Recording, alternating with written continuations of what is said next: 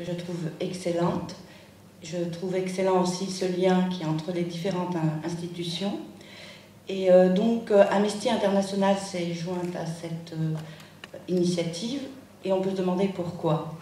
C'est une organisation de défense et de promotion des droits humains. C'est une organisation internationale qui compte plus de 3 millions de membres sympathisants et qui est présente dans 150 pays, dont l'Algérie. Alors pourquoi nous soutenons cette initiative?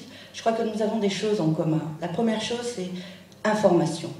Nous sommes une organisation qui menons des enquêtes de violation des droits humains et notre mission principale, c'est d'informer le grand public, d'informer les décideurs pour qu'il y ait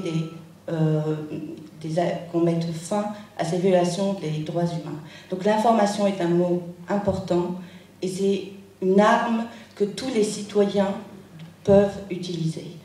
On a notre slogan, c'est « Vos signatures ont du pouvoir », parce qu'on demande aux personnes de signer des pétitions pour des gens qui sont en prison, qui attendent dans les couloirs de la mort en Chine, par exemple, des personnes qui sont détenues, torturées, dans les cas des enfants soldats. Et avec des signatures et des pétitions, Amnesty International, depuis des années, a pu améliorer la condition de prisonniers dans les prisons, sauver des vies, et ça, c'est très important. Et M. Cherfaoui a parlé de solidarité numérique. Et nous aussi, nous avons un mot très important à Amnesty, c'est la solidarité internationale. Nous croyons que tous les citoyens, nous sommes ensemble très forts. Et chaque section dans le monde travaille sur d'autres pays. C'est ce qu'on appelle la solidarité internationale.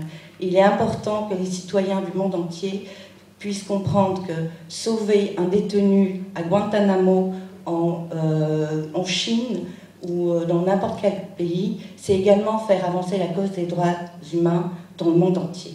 Et donc c'est pour ça qu'on pense que cette initiative, les nouvelles technologies sont très importantes, parce que maintenant aussi Amnesty International utilise beaucoup les nouvelles technologies. Et nos actions, par exemple, de défense des droits humains sont mises sur notre site. Et vous pouvez tous aller voir le site d'Amnesty International. Vous pouvez signer des pétitions pour des personnes.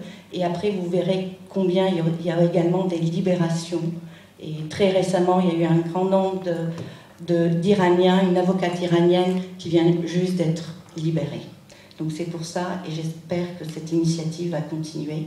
Et voilà, c'est tout ce que j'avais à dire. Et bien entendu, si vous avez des questions, n'hésitez pas, on est là, ou allez sur notre site.